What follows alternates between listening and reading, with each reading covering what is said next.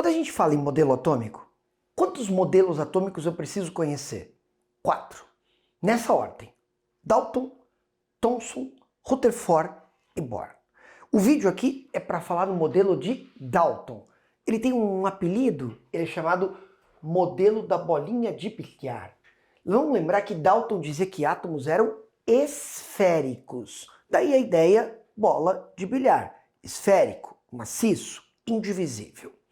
Em primeiro lugar, vamos lembrar que tudo começa na Grécia Antiga. Então a gente está falando aí de 400 anos antes de Cristo. Se tem a ideia de qualquer tipo de matéria ser constituída de uma entidade cujo nome é átomo, que significa indivisível. A questão é que essa ideia era uma ideia filosófica e ela não pegou.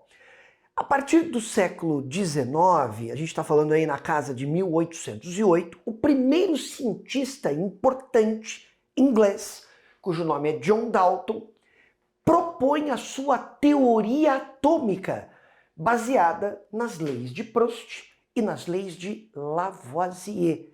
Esses dois cientistas franceses evidenciaram, propuseram as chamadas leis ponderais. Lembra de Lavoisier? Massa total inicial, massa total final, sempre igual. Na natureza nada se perde, nada se cria, tudo se transforma. Lei de conservação das massas.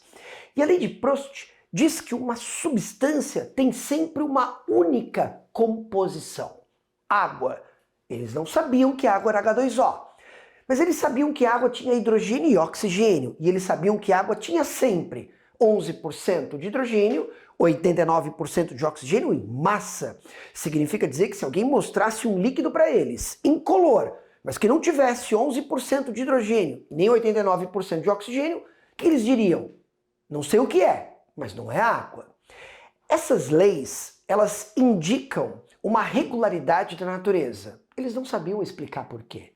Sabe quem vai explicar as leis ponderais, a de Lavoisier e a de Proust, no seu aspecto microscópico? Dalton. Ele vai lá e diz assim: olha, a matéria sólida, líquida ou gasosa é formada de uma entidade, uma estrutura cujo nome é átomo. Então não importa se é ferro, se é água, se é sódio, se é qualquer material. Tudo na natureza é composto por uma bolinha, uma última bolinha esférica indivisível. A questão é que esses átomos, eles têm características. Para ele, esses átomos eram maciços, esféricos, imutáveis, indestrutíveis, indivisíveis. E por que era tão importante que o átomo fosse imutável e indestrutível? Porque numa reação química, olha que legal, eu tenho a conservação dos átomos. Se eu tenho a conservação do tipo de átomo, da quantidade de átomo, eu tenho a conservação da massa.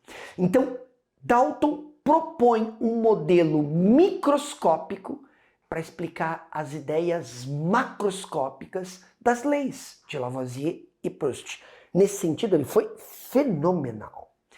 Dalton faz uma outra coisa muito legal, ele cria uma simbologia. Hidrogênio, oxigênio. Eu tenho certeza que você lembra. Como é que você representa o hidrogênio? Pela letrinha H. Mas ele não representava assim, ele representava por uma bolinha e ele punha um pontinho dentro dessa bolinha.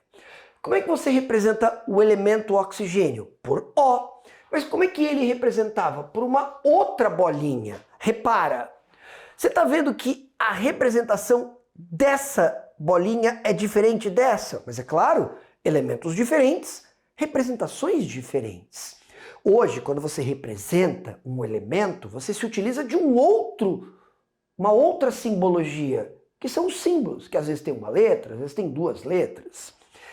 A água, a gente sabe que é H2O, mas eles não sabiam como é que eles representavam a água. A união de duas bolinhas. Por quê? A água é uma substância formada por elemento hidrogênio e oxigênio. O que eles não sabiam é qual era a proporção entre o número de átomos. Tudo bem? Essa ideia é conhecida apenas depois. E aí ele faz uma coisa fenomenal. Ele diz que numa reação química os átomos se combinam. E aí surge a ideia, lembra? Na natureza nada se perde, nada se cria, tudo se transforma. Lembra? Lavoisier dizia isso. E por que na natureza nada se perde? Porque os átomos são indestrutíveis, imutáveis. Então Dalton diz, sabe por que a massa se conserva? Porque no sistema inicial e no sistema final eu tenho os mesmos elementos.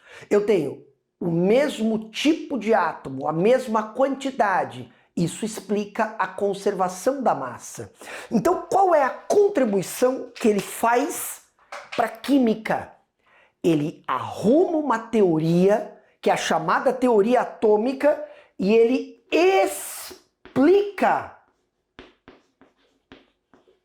as leis ponderais.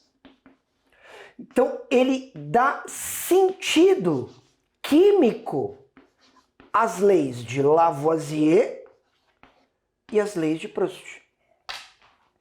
Então esse é um aspecto extremamente positivo. Mas tem uma coisa, que essa teoria, ela falhou. Lembra que é um modelo, não é uma cópia da realidade, é uma imagem. Aqui a gente está falando do início do século XIX, o que já se conhecia nessa época? Fenômenos de eletrização. Ou seja, já se sabia que materiais conduziam, em certas situações, corrente elétrica. Não se sabia por quê. Repara que esse modelo em nenhum momento fala na natureza elétrica da matéria. Então essa é uma falha. Fenômenos de eletrização já eram conhecidos, mas esse modelo não explica a natureza elétrica da matéria. Quando eu falo não explica a natureza elétrica da matéria, em nenhum momento ele se predispõe a explicar por que materiais são ou não são condutores de eletricidade. Quem vai fazer isso é o modelo posterior, que é o modelo de Thomson. Mas isso é para um próximo vídeo.